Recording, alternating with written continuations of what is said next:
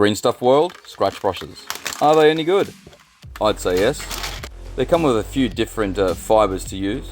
My favourite is stainless steel, but there is also a hard nylon, soft nylon, fiberglass and brass. I find they are best used when trying to get into tight and pokey places.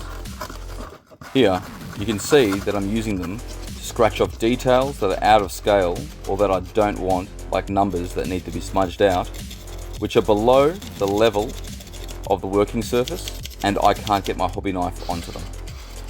They make short work of it and smudge out the numbers in no time. Would I recommend them? In a word, yes. They do a job that none of my other tools do. I picked this set up for $29 from Frontline Hobbies in Newcastle.